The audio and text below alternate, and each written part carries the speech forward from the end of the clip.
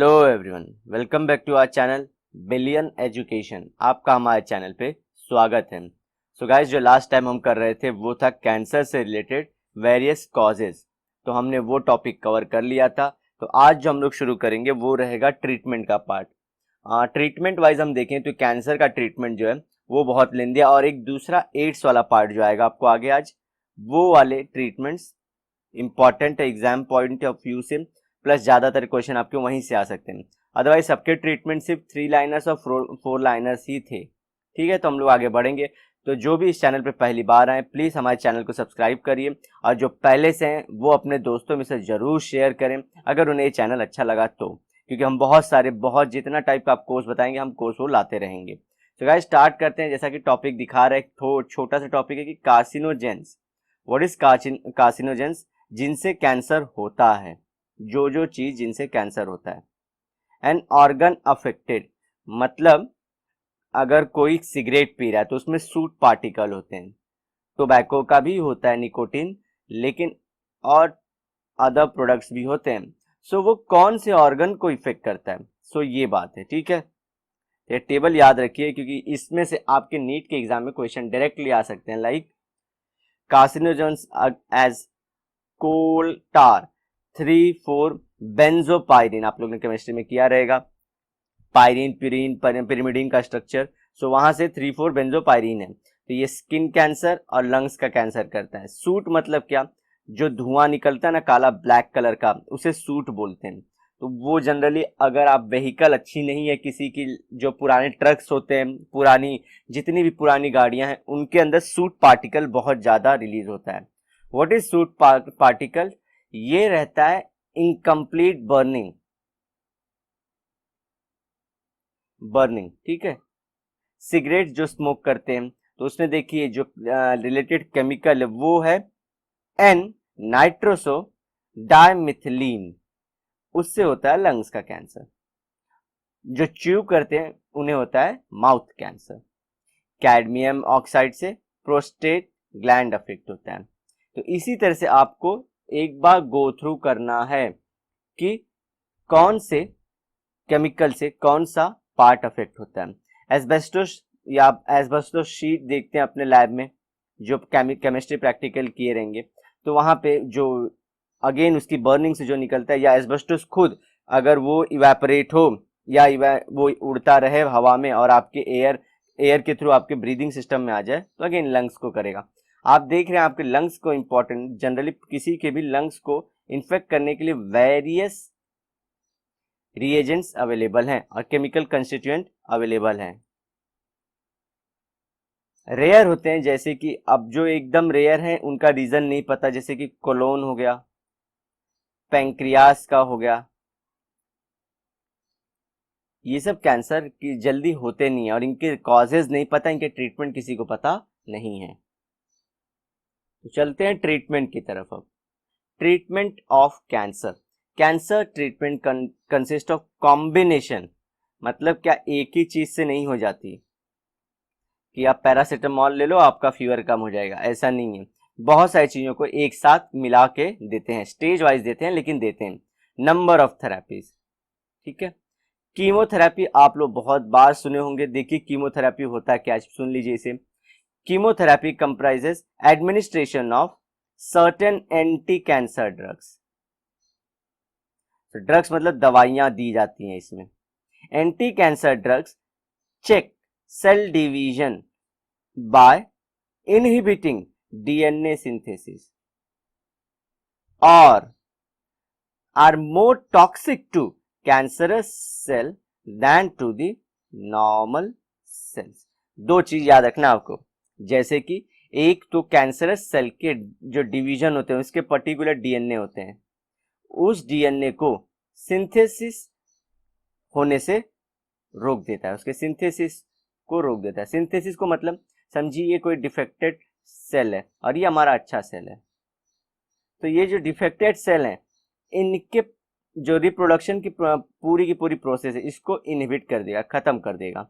दूसरा चीज, जो एग्जिस्टिंग है, ऑलरेडी एग्जिस्ट हो रहे थे, उनको मार डालेगा। ठीक है, तो दो प्रोसेस याद रखना है। कीमोथेरेपी में लीड टू हेयर लॉस। अब आप जानते हैं डीएनए सिंथेसिस में आपके खुद के भी सेल तो कुछ ना कुछ टारगेट हो ही जाते होंगे, इसलिए क्या होता है, हेयर लॉस और अनीमिया। अनीमिया के बारे में आप लोग ऑलरेडी जानते हैं, दैट इज अनीमिया एक्चुअली क्या होता है, हमेशा किसी भी चीज की कमी हो जाती है, डिक्रीज हो जाती है, लेकिन लोग क्या जोड़ते हैं हमेशा कि ब्लड में हीमोग्लोबिन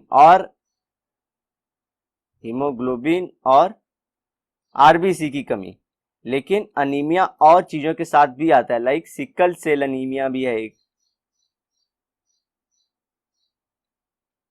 और कोई अगर इंटेलिजेंट बच्चा है तो मुझे कमेंट सेक्शन में बता दे कि अगर किसी भी चीज का लाइक आरबीसी या हीमोग्लोबिन ब्लड में बढ़ जाए तो उस कंडीशन को क्या बोलते हैं। So lead to hair loss और anaemia but both get corrected after the treatment is stop. लेकिन जब ट्रीटमेंट चलता रहता है तो अब ये चीजें होती है, बाद में उसके बाद हेयर वापस से आ सकते हैं। सो जनरली आप लोग देखे रहेंगे, जो टाटा हॉस्पिटल अगर मुंबई के विजिट किए रहेंगे, वहां पे बहुत सारे पेशेंट कीमोथेरेपी पे चलते रहते हैं, तो उनके हेयर लॉस, उनके हेयर कवर रहते हैं, इवन आईब्रोज के हेयर गायब हो जाते हैं, तो वो सब गायब होते हैं। लेकिन क्या होगा, जैसे ट्रीटमेंट खत्म होगी उसे वापस से किसी एक्सपर्ट को दिखा के वापस से लाया जा सकता है। सो जो ब्यूटिफिकेशन वाली चीजें वापस से की जा सकती हैं। Radiotherapy, it is use in addition to chemotherapy, उसके साथ दिया जाता है। In radiotherapy the basic principle is to bombard the cancerous tissue और cell with the rays from radio active material. So आप लोग रेडियो एक्टिविटी पढ़े रहेंगे ऑलरेडी, वहां पे आप लोग ने उसका एप्लीकेशन पार्ट किया होगा कि रेडियो एक्टिविटी का यूज क्या है मेडिसिन की फील्ड में, तो यहाँ पे उसका यूज आ जाता है रेडियोथेरेपी में। इसमें क्या, एक रेडियो एक्टिव एलिमेंट यूज करते हैं। आप किसी को छूटते यूरेनियम नहीं सोचना है, यूरेनियम, थोरियम, ये हैवी मेटल्स हैं, ये एनर्जी के लिए यूज होते हैं। हम lighter radio active element use करेंगे। For treatment of the cancer tissue or the cell are exposed to radiations from radioactive material such as cobalt, iridium and iodine। आप मुझे कोबाल्ट जो यूज किया जाता है कैंसर में उसका आइसोटोप लिख के बताओगे कमेंट सेक्शन में, ठीक है। The rays, x rays, gamma rays and the charged particles are used to destroy the cancerous tissue or cell but cause minimum damage। लेकिन डैमेज होता है, ध्यान रखिए मिनिमम होता है, लेकिन damage to surrounding normal tissue और सेल्स। देखिए इसका डायग्राम ऐसे सोच सकते हैं, ये कोई ह्यूमन बॉडी है, सॉरी फॉर बैड ड्राइंग, लेकिन आपको इसी तरह से याद रखना है। समझे किसी पर्टिकुलर पर्सन की इस जोन में कैंसर हुआ है, यहाँ पे लंग्स में, तो क्या करेंगे, रेडिएशन, एक पूरा का पूरा एक स्ट्रक्चर होगा जो रेडिएशन छोड़ेगा। अब इस रेडिएशन को इस पार्ट पे हिट करते हैं और पार्ट पे भी, लेकिन टारगेट इसी जोन में करेंगे सिर्फ। लेकिन क्योंकि डीएनए आप लोग को पहले मैं बता रहा था कि जो डीएनए होता है कैंसरस सेल का वो अलग होता है। Cancerous cell should not be confuse with the normal body cell, दोनों आप अलग कर सकते हो, पता चल जाता है। तो इसी तरह से बॉडी में वो मालूम पड़ जाता है कि वो कैंसरस सेल है, तो डॉक्टर टारगेट करते हैं। यहाँ पे कौन सा मटेरियल होगा, आइदर कोबाल्ट और इरिडियम और आयोडीन, तो ये मटेरियल्स हो सकते हैं। तो होपफुली आप लोग मुझे इसके आइसोटोप्स लिख के जरूर बताओगे, मैं वेट करूंगा आपके आंसर्स का, ठीक है। तो ध्यान रखना है उस चीज का, तो यही करते हैं रेडिएशन में। लेकिन ध्यान रखना है एक्सरे का यूज भी होता है। अब मैं एक चीज बताऊंगा कि कुछ लोग क्या करते हैं, सो कॉल मॉडर्न बनने के चक्कर में, इवन हमारे पेरेंट्स जो ना ज्यादा एजुकेटेड है ना कम एजुकेटेड, लेकिन सो कॉल सोसाइटी अच्छी मिल गई तो वो उस फैशन में हमेशा कुछ होते एक्सरे तुरंत करवाने को दौड़ते हैं। कुछ हो अगर थोड़ी सी भी बोन में दिक्कत तुरंत एक्सरे करवाने को जाते हैं। लेकिन एक्सरे, अब आप जान चुके हैं कि एक्सरे कैंसर के ट्रीटमेंट में यूज होती है और ये डैमेज भी कर सकती है। तो ये आपको ध्यान रखना है कि एक्सरे ऐसा एकदम ब्यूटीफुल, जैसे बोलते ना, कैसे बोलूं, ब्यूटीफुल रे नहीं है, बहुत अच्छी रे नहीं है कि आपको जैसे कि सुबह की मॉर्निंग की सनलाइट बहुत अच्छी होती है, वैसे ये ऐसी रे नहीं है, अच्छी नहीं रे है। ये आपके बॉडी को हार्म कर सकती है, इवन कैंसर कॉज कर सकती है अगर आप बहुत बार इससे एक्सपोज होते हैं। इसलिए आप जब लैब में जाते हैं तो जो पर्सन रहता है वो हमेशा सूट पहन के पूरी की पूरी वहां पे एक्सरे मशीन को ऑपरेट करता है। सो जब तक जरूरत ना हो या डॉक्टर्स ना बोलें तब तक एक्सरे कराने को न जाइए। अब बार बार अवॉइड करिए कि बार बार जाना न पड़े। चलिए, सो बहुत सारे आपके नीट के क्वेश्चन यहाँ से बन जाते हैं कि रेडियोथेरेपी में कौन से मटेरियल यूज होते हैं, कौन से रेज यूज होते हैं, और कीमोथेरेपी में कौन सा चीज यूज होता है। सर्जरी वेरी लाइक सब लोग ने देखा रहेगा जिसमें से शेप चेंज हो जाता है। सबको पता है कि इसमें अगर माउथ कैंसर किसी को है तो पूरा काट दिया जाता है वो पार्ट और सील दिया जाता है, so you look awkward. In surgery the entire cancer, बताइए कौन सा cancer, malign tumour, malignant tumour और बिनाइन ट्यूमर, कौन सा ट्यूमर निकाल सकते हैं, are removed surgically. It has limited utility. सोच ध्यान रखिए, सबको लगता है कि कैंसर में हमेशा कुछ ना कुछ काट के निकाल दिया जाता है, लेकिन ये बहुत कम यूज होता है क्योंकि ये ज्यादा हेल्पफुल नहीं होता है। In certain cases such as breast tumour जो वुमेन में होता है और यूटेराइन ट्यूमर जो यूट्रस में होता है, the surgery is most effective but other treatment are also given to kill any cancerous cell that may have been kept in the surgery। Surgery में सिर्फ वो काला काला जितना उनको दिखता है, सॉरी काला काला बोलने का मैं रैंडम लैंग्वेज यूज कर रहा हूँ, लेकिन जो भी दिखे उनको वो पार्ट निकाल देते हैं, लेकिन आजू बाजू में अभी भी कैंसरस रिमेनेंट्स हो सकते हैं सेल के, उसे डिस्ट्रॉय करने के लिए again radiotherapy plus chemotherapy continuous करते हैं, so that if person goes out of hospital वो बोल पाए कि वो कैंसर फ्री है। अब इम्यूनोथेरेपी देख लिए। Tumour cells have been shown to avoid detection and destruction by immune system, therefore the patients are given substances called biological response modifier। ध्यान रखिए, biological response modifiers such as alpha interferons। What is interferon? Again question, कहाँ पढ़ा था आप लोग ने, आपके 10th standard में भी आप लोग ने पढ़ा थी सेम चीज। which activates their immune system and helps in destroying the tumor। तो बॉडी में जानबूझ के ऐसे मटेरियल डाल देते हैं जो इन सेल्स को मार डालें। सपोर्टिव थेरेपी पांचवी है। Supportive therapy is used to treat symptoms of cancer and side effects of treatment. ध्यान रखिए, सपोर्टिव नाम में ही है, ये सपोर्ट करेगी कैंसर को, खुद नहीं, उसके साथ जो दूसरे कैरेक्टर्स आते हैं उन्हें। Objective of this therapy is to improve the quality of life of cancer patient. जैसे कि आप लोग देखें कभी किसी का एक्सीडेंट हो जाता है तो उसे फिजिकल सब थेरेपी देते हैं कि आप ऐसे झुकिए, हाथ ऐसे करिए, ऊपर लेफ्ट राइट, तो उसके मूवमेंट को इंप्रूव कराते हैं धीरे धीरे। अब वो क्या 100% ठीक नहीं था, लेकिन क्या है उसे अच्छे से बॉडी चलने लायक हो जाए, मूव करने लायक हो जाए, वो कंडीशन में ला देते हैं। This therapy varies depending upon the conditions of individual patients. इसी सपोर्टिव थेरेपी में साइकोलॉजिस्ट का भी रोल आता है जो आपको मेंटली स्ट्रांग बनाने के लिए हेल्प करता है। सोसाइटी आपको क्या होता है, जिन जो हो जाता है उन्हें लगता है कि उन्हें छुआछूत जो बोलते हैं कि ये अनटचेबल्स हैं, टच करने से कैंसर फैल जाएगा। सो आप लोग को बिलीव नहीं होगा, सोसाइटी में ऐसे हमारे टैबूज प्रेजेंट हैं, तो वो क्या करते हैं, दूर भागते हैं। तो ऐसे उस टाइम पे साइकोलॉजिकली पर्सन टूट जाता है। और ये मैं सिर्फ पुअर पीपल की बात नहीं कर रहा हूँ, लोअर स्टैंडर्ड्स ऑफ पीपल के नहीं, अपर सोसाइटी की भी यही प्रॉब्लम है।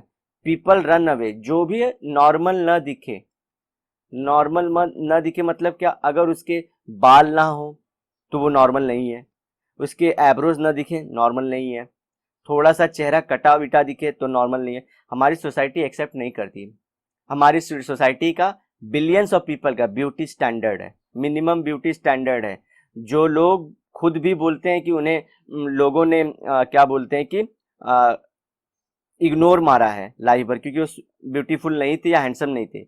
लेकिन वो कई बार खुद ऐसे लोगों को इग्नोर मारते हैं, जैसे कि मेंटल पेशेंट्स को, डिसेबल्स को, और जिनकी ऐसी कंडीशन हेयर लॉस होगी कुछ ना कुछ, तो वो खुद शी वैक करते रहते हैं, लेकिन जब खुद की बारी आती है तो प्रोटेक्टिव हो जाते हैं। तो ध्यान रखना है, एक हमारी सोसाइटी में ब्यूटी स्टैंडर्ड है, जैसा हाथ पैर नॉर्मल, बाल, आंखें, बॉडी अच्छी सी, सब कुछ एक ऐसे अच्छे से दिखना चाहिए। थोड़ा भी अलग लेफ्ट किसी के हाथ नहीं है तो वो हम लोग उससे दूर भागेंगे। Tata memorial hospital is situated at Kharghar, Mumbai, Maharashtra in India. Important है, आप लोग को याद रखना है कि ये एशिया वाइज रैंकिंग में अच्छा परफॉर्म करता है। ना ओनली मुंबई, ना ओनली महाराष्ट्र, ना only India, all over Asia, जिस जो बहुत बड़ा सबसे बड़ा कॉन्टिनेंट है उसमें ये फेमस है टाटा। ठीक है, सो ये एज अ जैसे डिपार्टमेंट ऑफ किससे, एटॉमिक एनर्जी, ये गवर्नमेंट ऑफ इंडिया की एक डिपार्टमेंट है और इसका हेड होता है prime minister of India. 1962 establish था, ये इसका डोर है। अच्छी फैसिलिटी मिलती है, वेल मेंटेन्ड है, और जो अपने अच्छे हॉस्पिटल्स में नहीं दिखेंगे ऐसी फैसिलिटी यहाँ पे चीप कॉस्ट में अवेलेबल होती है। अब एड्स पढ़ेंगे हम लोग। लोगों को कंफ्यूजन है एड्स में एंड एचआईवी में। इवन वो कॉलेज पास आउट भी हो जाएंगे फिर भी बोलेंगे एचआईवी हुआ या एड्स हुआ, क्या समझ में नहीं आएगा उन्हें क्या बोल रहे हैं वो। आज मैं आपको ये जो आपकी ये दिक्कत, ये जो भी प्रॉब्लम है आज ये क्लियर कर दूंगा। एड्स का पहले तो फुल फॉर्म है acquired immuno deficiency syndrome, is usually a fatal illness, long term or long term और dangerous illness caused by a retrovirus। ध्यान रखिए, वायरस के बहुत सारे टाइप हैं, जैसे corona virus, influenza virus, rhino virus, ऐसे करके बहुत सारे वायरस के फैमिलीज हैं। तो ये कौन सा है, रेट्रो वायरस, जिसे दिखाया जाता है SSRNA, जो HIV के अंदर प्रेजेंट होता है, known as a human immunodeficiency virus. देखिए,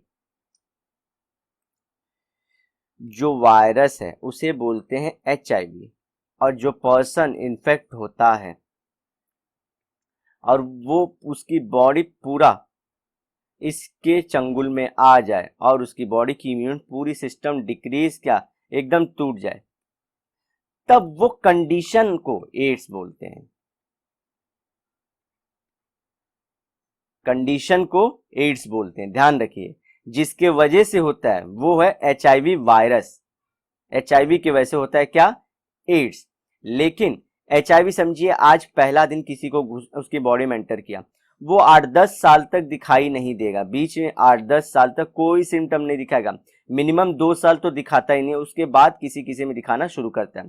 सो वो जो पीरियड जब तक दिखाई ना दे तभी भी पर्सन को पता नहीं था कि उसे एड्स है। लेकिन जब उसकी बॉडी की इम्यून सिस्टम, जिसको बोलते हैं पूरा इम्यून खा चुका है,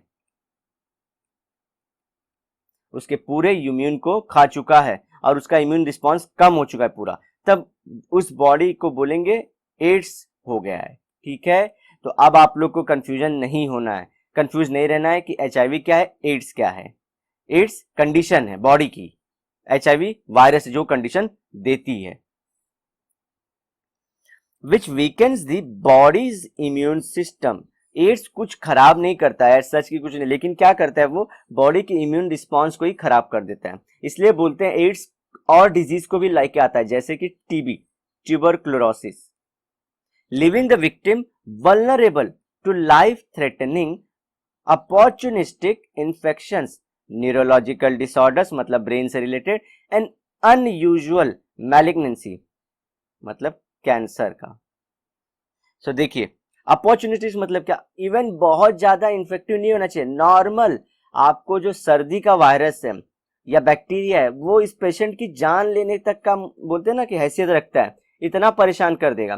किसी को सर्दी होती है 2 या 3 दिन में ठीक हो जाती है, ये पर्सन हफ्तों हफ्तों महीने परेशान रहेगा, सिर्फ एक ही वायरस है, सर्दी की वायरस है। तो आप सोच लीजिए, और जो हमारे बोलते टिटेनस होती है, वो सब चीजों से कितना जूझेगा ये इंसान। AIDS can be called a modern pandemic. What is difference between pandemic and endemic? आप लोग कमेंट सेक्शन बताएंगे। इस साल 2020 में आप लोग तो ऑलरेडी पैंडेमिक बहुत बार सुने होंगे, लेकिन मुझे पैंडेमिक और एंडेमिक दो के बीच में फर्क बताइए। तो पैंडेमिक का उसने लिखा है वर्ल्ड वाइड, तो एंडेमिक का आप लोग सोच ही चुके होंगे, लेकिन फिर भी मुझे एग्जैक्ट आंसर बताएंगे। Affecting both industrialised and developing countries. ठीक है, स्टार्ट ही हुआ था अफ्रीका से, लेकिन जो अफ्रीका के कौन से मंकी से, रीजस मंकी से। और इंडस्ट्रियलाइज मतलब यूएसए लाइक कंट्री में भी हो रहा है, यूरोप जैसी कंट्रीज में, और डेवलपिंग कंट्रीज जैसे एशिया अफ्रीका में भी ये बहुत हो रहा है। AIDS was first noticed in USA in 1981। In India first confirmed case of AIDS was in 1986 from Tamil Nadu. हमारा भी डेवलप स्टेट, वर्ल्ड का भी डेवलप कंट्री जहां पे एड्स अपीयर हुआ। कोई रिलेशन नहीं बताना चाह रहा जैसे, इसलिए मुझे ऑब्जर्वेशन दिखी। Structure of HIV। HIV is 100 to 140 nanometre in diameter. Nanometre again इसकी यूनिट लिखोगे आप लोग ताकि आपका एंगेजमेंट बना रहे। इट इज स्फेरिकल मतलब गोला गोला है। Virus particle shows centrally located 2 sRNA molecules. देख लीजिए एक बार, ये रहे हमारे एस शेप के RNA मॉलिक्यूल 2 हैं, along with reverse transcriptase enzyme. Reverse transcriptase क्या होता है, जब RNA से DNA बने, एक सेकेंड, तो इसे बोला जाता है reverse transcriptase, reverse transcription.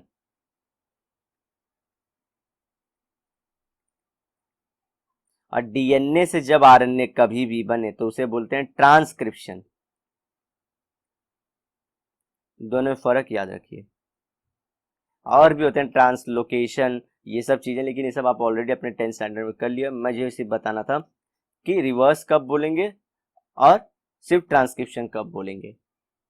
It is covered by 2 layers of proteins and outer layer is the matrix protein P17 while inner layer is caspase protein P24। देख लेते हैं, तो देखिए जो ब्लू कलर का है दैट इज अ कैस्पिड, और जो ऑरेंज या रेड कलर का दिख रहा है आपको यहाँ पे पूरा, ये है मैट्रिक्स प्रोटीन, आउटर मैट्रिक्स। ठीक है, सो देख लेंगे आप, जैसे कि आपको किसी को याद रहे तो ABCD में C के नजदीक आता है I और आउटर के O के नजदीक आता है M।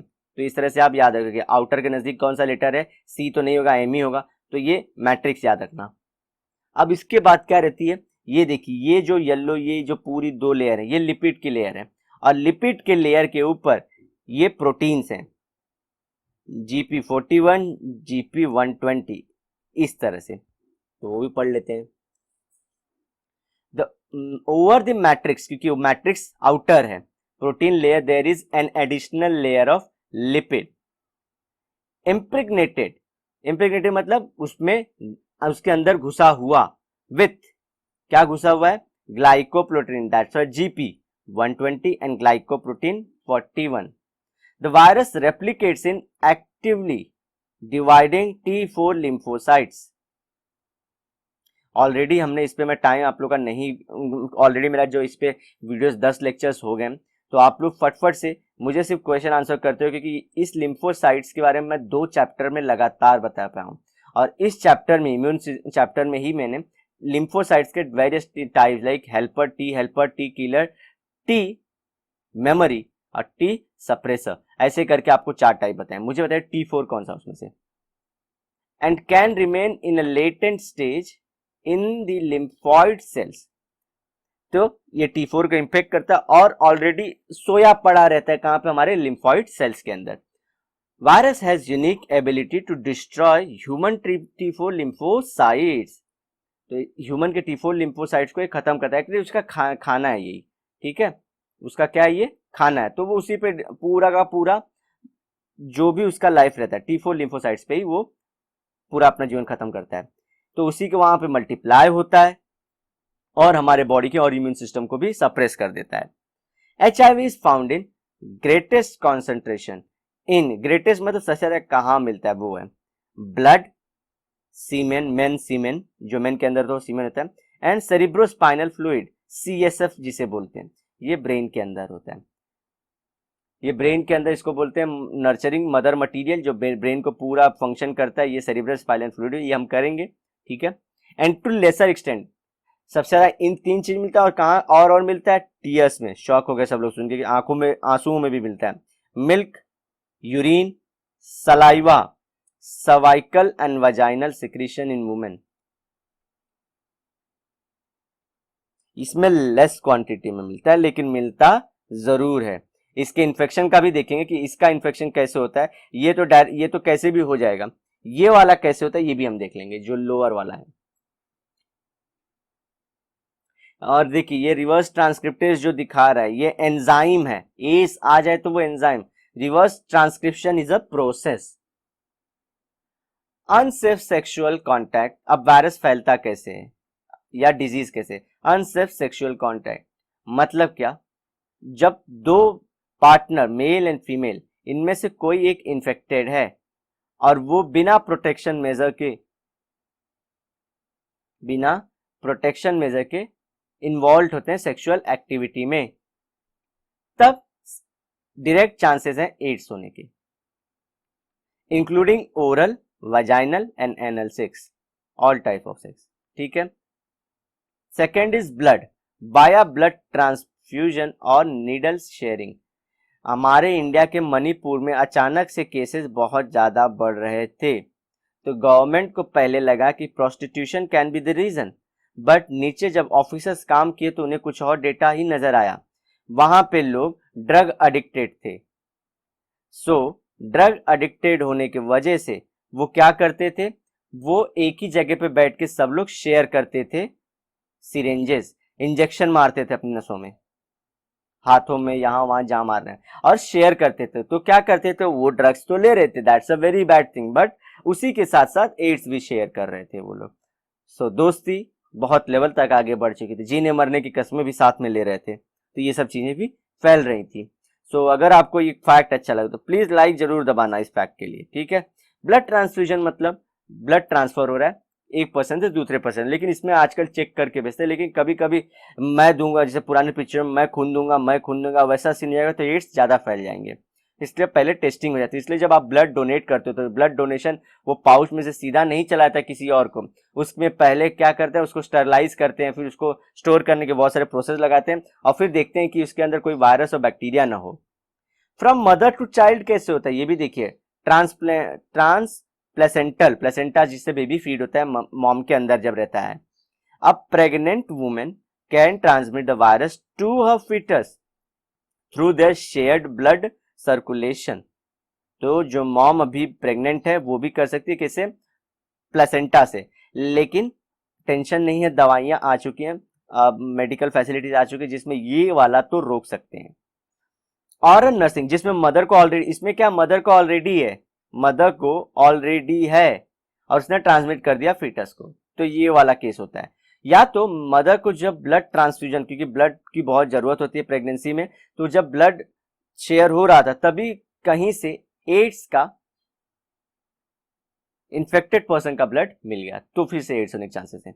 और नर्सिंग मदर मतलब जिसने बेबी को बर्थ दे दिया है और वो बेबी को फीड कर रही है, can transmit it to her baby from her breast milk. तो बच्चे के जन्म के बाद भी चांसेस है कि अगर मदर को है तो बेबी को फैल सकता है। Other methods of spreading the virus are rare and include accidental needle surgery, artificial insemination. Artificial insemination क्या होता है, जनरली मेल स्पर्म को फीमेल के अंदर, फीमेल की बॉडी के अंदर एंटर करवाने को बोलते हैं आर्टिफिशियल इंसेमिनेशन। और ये आर्टिफिशियली होती है, एक नेचुरल प्रोसेस है जहां पे सेक्सुअल इंटरकोर्स होता है, और एक आर्टिफिशियल मेथड है जहां पे मेल के सीमेन को आर्टिफिशियली फीमेल के वजाइनल सेक्शन में रिलीज किया जाता है, that's an artificial insemination with infected donated semen. तो जो डोनेट किया सीमन वही इन्फेक्टेड हो तो फैल सकता है। And transplantation with infected organ. तो ट्रांसप्लांटेशन ऑफ ऑर्गन ये भी होता है, लेकिन आजकल चेक कर लेते हैं। AIDS virus has been found in transplantation, तो आप जानते हैं ना, ऑर्गन एक आदमी से दूसरे को देना।